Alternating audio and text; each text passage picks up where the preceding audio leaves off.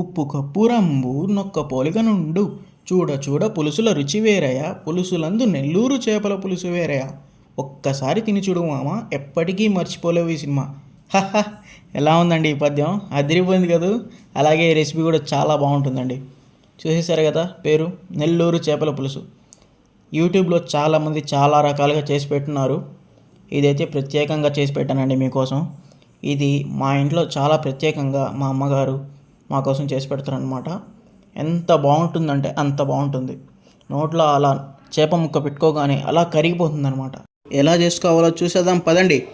అన్నిటికంటే ముందు ఒక పెద్ద నిమ్మకాయ సైజ్ అంత చింతపండు పావు గంట నుంచి అరగంట సేపు వరకు ఇలా నీళ్ళలో నానబెట్టుకోండి. చింతపండు నానబెట్టేసుకున్న తర్వాత చూస్తున్నారు కదా, ఒక 2 ఉల్లిపాయలు, 3 టమాటాలు, జీలకర్ర, మెంతులు, కొబ్బరి పొడి లేదంటే ఎండు కొబ్బరి కూడా వేసుకోవచ్చు మీరు. అలాగే 4 వెల్లుల్లి రేపలు, ఇవన్నీ మిక్సీ పట్టుకోవాలి. కొంచెం నీళ్లు వేసి పేస్ట్ లాగా చేసుకోండి. అన్నట్టు చెప్పడం మర్చిపోయానండోయ్, చూస్తున్నారు కదా, మెంతులు అదేవిధంగా జీలకర్ర, ఈ 2 ఏవైతే ఉన్నాయో మనం పొయ్యి మీద సన్నని మంటలో 5 నుంచి 10 నిమిషాల వరకు మెల్లగా రోస్ట్ చేసుకొని దాని తర్వాత వేసుకోవాలండి మిక్సీలో. అలా రోస్ట్ చేయడానికి కారణం ఏంటంటే ఆ రోస్ట్ చేయడం వల్ల దాంట్లో ఉండే రుచి సువాసన అనేది అమోఘంగా తయారవుతాయండి. అందువల్ల రోస్ట్ చేసుకుంటాం అనమాట. మన నెల్లూరు చేపల పులుసులో ప్రత్యేకంగా వేసేది మెంతులండి. దీనివల్లే బహుశా ఆ రుచి వస్తుందేమో. తర్వాత మనం ఇలా ఒక చిన్న కడాయి సిమ్ ఫ్లేమ్లో పెట్టుకుని ఇందాక చూపించాను కదా, మెంతులు అదేవిధంగా జీలకర్ర, ఇవి 2 వేసుకొని రోస్ట్ చేసుకోండి. సిమ్లో మాత్రమే ఉండాలండి. ఇంకోటి చెప్పడం మర్చిపోయాను, మెంతులు అనేవి ఎక్కువ వేయకూడదు. ఎక్కువ వేసారంటే చేదు వచ్చేస్తుంది. అందువల్ల కొంచెమే వేసుకోండి. అదేవిధంగా జీలకర్ర కూడా కొంచెమే వేసుకోవాలన్నమాట. స్లోగా అటు ఇటు కలుచుకుంటూ ఒక 5 మినిట్స్ వరకు స్లోగా రోస్ట్ చేసుకోండి. మంట అనేది తక్కువే ఉండాలండి. ఎక్కువ పెట్టారంటే మాడిపోతుంది. దానివల్ల మనకైతే అరోమా రాదు. సువాసన అంటాం కదా మనం తెలుగులో, అదనమాట.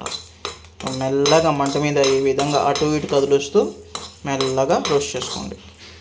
ఈ విధంగా రోస్ట్ చేసుకున్నానండి. నెక్స్ట్ మిక్సీ పట్టేసుకుందాం. తర్వాత మనం ఒక మిక్సీలో కొబ్బరి పొడి కానీ లేదంటే ఎండు కొబ్బరి కానీ ఏదైనా వాడుకోవచ్చు మీరు. నాకు ఇది అవైలబిలిటీగా ఉంది కాబట్టి ఇది వేసుకుంటున్నాను నేను.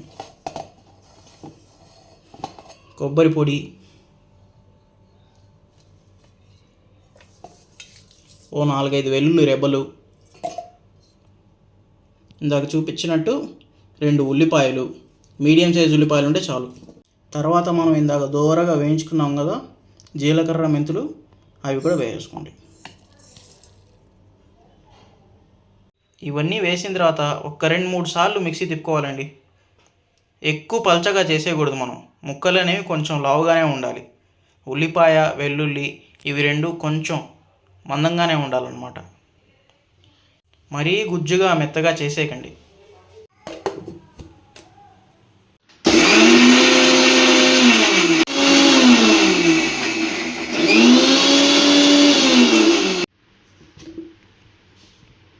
ఇప్పుడు దీంట్లో కొంచెం నీళ్ళు వేసుకోండి. కొంచెం చాలండి, మరీ ఎక్కువ వేయకండి. నీళ్ళు వేసుకొని ఒకసారి బాగా కలిపేసుకొని ఒక్కసారి, అంత ఎక్కువ వద్దు, కొంచెం బాగా థిక్గానే ఉండాలి మనకి పేస్ట్ అనేది.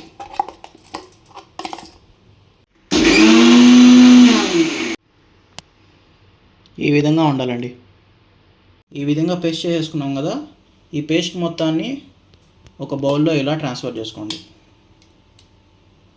నెక్స్ట్ ఇదే జార్లో ఇందాక మనం చూపించాం కదా 3 టమాటాలు, అవి కూడా చిన్న చిన్న ముక్కలుగా చేసుకొని అవి కూడా మిక్సీ కొట్టేసుకోండి. టమాటాల్లో నీళ్లు వేయాల్సిన అవసరం లేదండి. ఆల్రెడీ టమాటాల్లో నీళ్లు ఉంటాయి కాబట్టి మనం యాడ్ చేయనక్కర్లేదు. అదేవిధంగా ఈ టమాటాలని కూడా మనం బరకగా కొట్టుకోవాలన్నమాట. కొట్టుకోవడం అంటే ఏం లేదు, మిక్సీ వేసుకోవడమే. చెక్.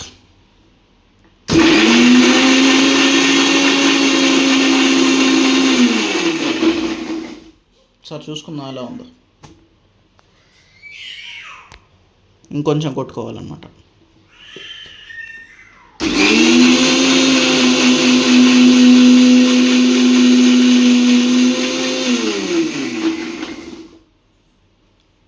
ఎలా తయారైందో చూసేద్దాం.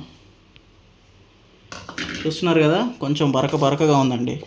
మీకు దాంట్లో జ్యూస్ లాగా కనిపిస్తుందేమో కానీ కొంచెం బరకగానే ఉంది. ఇలా కొబ్బరి, ఉల్లిపాయలు, జీలకర్ర, మెంతులు, అదేవిధంగా టమాటా ఇవన్నీ పేస్ట్ చేసుకున్న తర్వాత పక్కన పెట్టేసుకోండి. నెక్స్ట్ ప్రాసెస్ స్టార్ట్ చేసేద్దాం. తర్వాత మనం ఇందాక చింతపండు నానబెట్టుకున్నాం కదండి, పెద్ద నిమ్మకాయ సైజ్ అంతా. సో అదైతే గుజ్జులాగా చేసుకోవాలన్నమాట. గుజ్జులాగా చేసుకుంటే దాంట్లో రసం మొత్తం దిగిపోతుంది నీళ్ళలోకి. బాగా ఒత్తుకొని ఈ విధంగా రసం మొత్తం పిండేయాలి. పులుసు కార్చేయాలి దీన్ని అంతే. చింతపండులోని రసం మొత్తం ఈ విధంగా తీసేసిన తర్వాత పిప్పి తీసేసుకోండి. ఈ విధంగా పిప్పి వస్తుంది కదా, మొత్తం అది తీసి పక్కన పడేసేయండి. దీంతో మనకు పని లేదు ఇంకా. పిప్పి మొత్తం తీసుకొని చింతపండు రసం ఈ విధంగా పెట్టుకోండి. నెక్స్ట్ మనమైతే చేపలు తీసుకున్నాము. ఈ విధంగా చేప ముక్కల్ని ఉప్పు, పసుపు నీళ్ళలో బాగా కడిగి పెట్టుకోండి. నీచు వాసన దీనివల్ల పోతుందన్నమాట. అసలే చేపల్లో బాగా నీచు వాసన ఎక్కువ ఉంటుంది. సో ఈ విధంగా చేసుకోవాలి. అంతేకాకుండా మన ప్రాచీన వంటకాల్లో కూడా అండి పసుపు అనేది చాలా బాగా వాడతారు. దీనికి మెయిన్ కారణం ఏంట్రా అంటే పసుపులో అయితే చాలా యాంటీబ్యాక్టీరియల్, యాంటీ ఫంగల్, యాంటీబయోటిక్ లక్షణాలు అయితే ఉంటాయన్నమాట. సో ఇవి మొత్తం మనకి ఆరోగ్యానికి మేలు చేకూరుస్తాయి. అందువల్లని చెప్పి మన పూర్వీకులు ఈ విధంగా చేస్తుంటారు అనుకుంటా. ఇప్పుడు మన మెయిన్ ప్రాసెస్ స్టార్ట్ అవుతుందండి. పేస్ట్లు అన్నీ వేసుకోవాలన్నమాట. కొబ్బరి పేస్టు,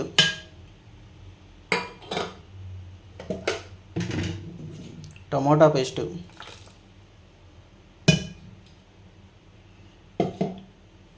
చింతపండు రసం కొంచెం వేసుకొని కలుపుకోండి. తర్వాత మొత్తం కలుపుకుందాం మనం. అదేవిధంగా ఉప్పు, నేనైతే రాళ్ళ ఉప్పు వాడుతున్నానండి. మీరు మామూలు సాల్ట్ కూడా వాడుకోవచ్చు. ఉప్పు అనేది నేను కొలత చెప్పలేదండి. దాని కారణం ఏంటంటే ఒక్కొక్క రుచి ఒక్కోలాగా ఉంటుంది. సో ఎవరికి నచ్చినంత వాళ్ళు వేసుకుంటే బాగుంటుంది అన్నమాట. చిటికెడు పసుపు, 4 టేబుల్ స్పూన్ల కారం. నెల్లూరు చేపల పులుసులో కారం అనేది చాలా ఎక్కువ ఉంటుందండి. చాలామందికి తెలియదు ఈ విషయం. చప్పగా ఉంటే అసలు నెల్లూరులో తినమన్నమాట. కారం అయితే బాగా ఉండాలి మాకు. అలాగే ఒక టీ స్పూన్ అంత ధనియాల పొడి. అదేవిధంగా ఒక 4 నుంచి 5 పచ్చిమిరపకాయలు ఈ విధంగా సన్నగా పొడవుగా కోసుకొని వేసేసుకోండి. అదేవిధంగా నూనె అనేది కొంచెం ఎక్కువే పడుతుందండి. ఒక చిన్న గ్లాసు, ఒక 150 to 100 ml అనుకోండి. కొంచెం కొత్తిమీర, కొంచెం కరివేపాకు ఇవన్నీ వేసి బాగా కలిపేసుకోవాలండి. ఈ చేపలు ఈ విధంగా కలుపుకునేటప్పుడు జాగ్రత్తగా ఉండండి. ముళ్ళు గుచ్చుకునే ప్రమాదం ఉందన్నమాట. మీరు మామూలుగా చిన్న చేపలు తీసుకుంటే ముళ్ళు ఎక్కువ ఉంటాయి. అదేవిధంగా పెద్ద చేపలు తీసుకుంటే దాంట్లో తక్కువ ఉంటాయండి. దానికి కారణం ఏంటంటే చేపల్లో ఉండే ముళ్ళు పెద్ద అయ్యే కొద్దీ బాగా గట్టిపడి బోన్స్ లాగా తయారవుతుంది. యాక్చువల్గా ఈ చేప ముళ్ళు అనేవి బోన్సే. చిన్నగా ఉన్నప్పుడు ఎక్కువగా ఉంటాయి, పెద్దవి అయ్యే కొద్దీ తక్కువ అయిపోతాయి అన్నమాట. సో మీరైతే జాగ్రత్తగా కలిపేసుకోండి. ఇలా ఇంగ్రీడియంట్స్ అన్నీ వేసి కలిపేసుకున్నాం కదా, లాస్ట్ అండ్ ఫైనల్గా ఏదైతే చింతపండు రసం మిగిలిందో అది కూడా వేసేస్తున్నాం అన్నమాట. వేసేసుకొని బాగా కలుపుకోండి. ఇలా మొత్తం నీట్గా కలిపేసుకున్న తర్వాత ఒక వెడల్పాటి పాత్ర తీసుకోండి. ఆ పాత్రలో ఈ మిశ్రమాన్ని మొత్తాన్ని మనం దాంట్లో వేసేసి దాంట్లో ఉడికిస్తాం అన్నమాట. నెల్లూరు చేపల పులుసుకనే కాదండి, ఏ చేపల పులుసుకైనా మనం పాత్ర తీసుకునేది కొంచెం వెడల్పుగా తీసుకోవాలన్నమాట. అదేవిధంగా కొంచెం మందం కూడా ఉండాలి ఆ పాత్ర. ఈ విధంగా ఎందుకు తీసుకోవాలంటే మన చేపలు అనేవి చాలా డెలికేట్గా ఉంటాయండి. ఆ డెలికేట్నెస్ అనేది ఎంత ఉంటుందంటే మనం కొంచెం అలా పట్టుకున్నాం కానీ చేప విరిగిపోతుంది. సో అందుకని చెప్పి మనకు వెడల్పాటి పాత్ర తీసుకొని దాంట్లోనే పెడతాం అనమాట. ఇంకా మన స్పూన్ గీన్ వేసేది ఏముండదు ఏమి. ఈ వెడల్పాటి పాత్రలో మనం ఇందాక కలిపి పెట్టుకున్నాం కదా మిశ్రమం, ఆ మిశ్రమాన్ని వేసేసుకోవాలి.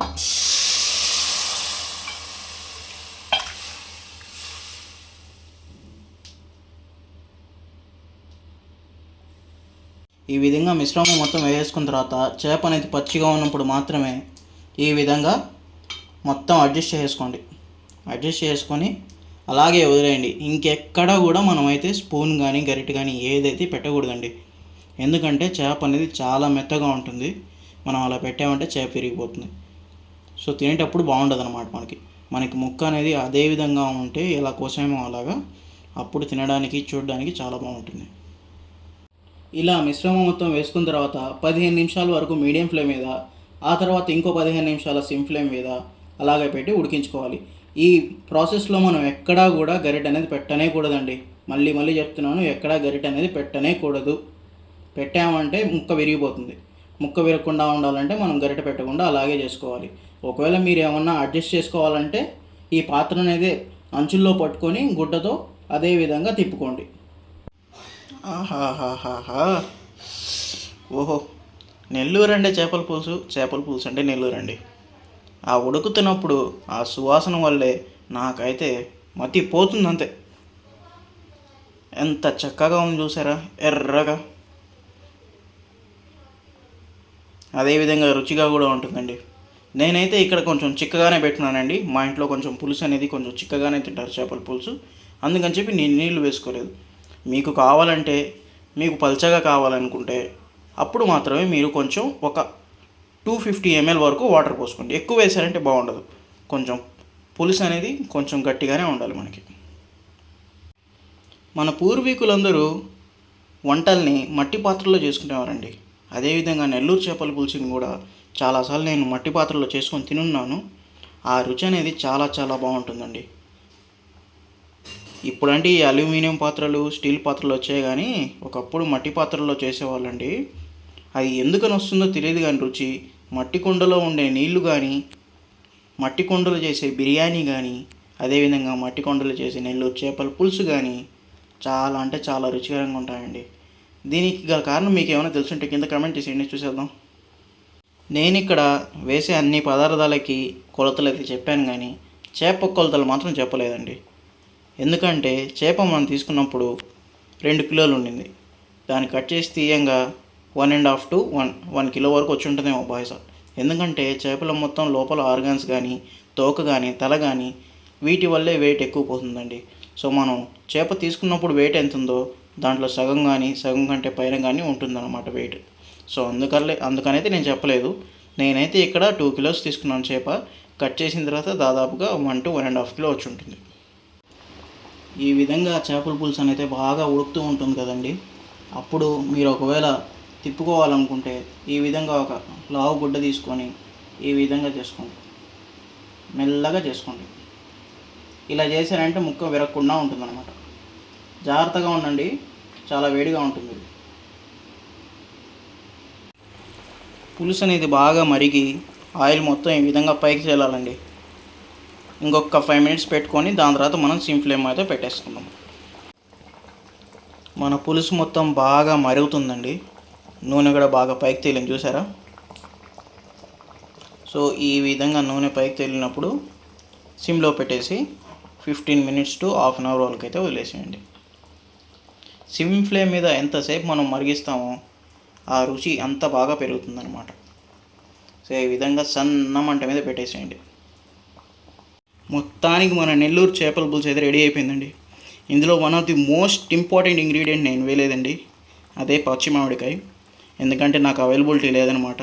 మీకు దొరికితే మటుకు ఖచ్చితంగా వేసుకోండి. ఆ చేపల పులుసులో ఆ చేపల సారం, అదేవిధంగా ఆ మసాలాలు అవన్నీ ఉంటాయి కదా, ఊరుంటాయి కదా, అది మొత్తం మామిడికాయ పీల్చుకొని దానికంటూ ఒక సపరేట్గా టేస్ట్ ఉంటుందండి. దానికోసమే నెల్లూరు చేపల పులుసు తినే వాళ్ళు కూడా ఉన్నారు కొంతమంది. నిజమేనండి, ఆశ్చర్యపోకండి, నిజంగానే తింటారు అలాగా.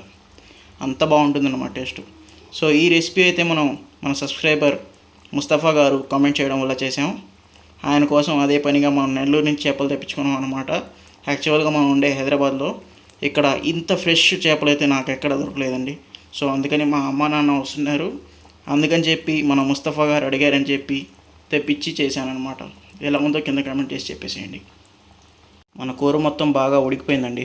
నేనైతే స్టవ్ ఆపేస్తున్నాను. సో ఈ నెల్లూరు చేపల పులుసు అనేది చేసిన వెంటనే వేడివేడిగా తినకూడదండి. ఎప్పుడు కూడా ఒక 8 to 10 hours అలాగే పక్కన పెట్టేసి తిన్నామంటే ఆ రుచులు మొత్తం బాగా కుదురుతాయన్నమాట. ఏవైతే మనం మసాలాలు, కారాలు వేసామో, ఉప్పు, కారం, అలాగే చింతపండు రసం, ఇవన్నీ బాగా బ్యాలెన్స్ అయ్యి మన చేపల ముక్కలకి పట్టుకొని చాలా చాలా రుచిభరితంగా ఉంటుంది. ఖచ్చితంగా వెయిట్ చేసి తినండి. అప్పటికప్పుడే తినాలంటే మీకేం టేస్ట్ అనిపించదు. సో అందువల్ల అయితే వెయిట్ చేసి తినండి. నేనైతే 10 అవర్స్ వదిలేశానండి. రాత్రి పనుకునే ముందు 10 గంటలకంతా రెడీ చేసి పెట్టేశాను. మార్నింగ్ 8 o'clockకి తీసిన వీడియో అండి ఇది. రుచి అయితే చాలా చాలా చాలా బాగుంది. మీరు కూడా చేసుకొని తినేసేయండి. బాయ్.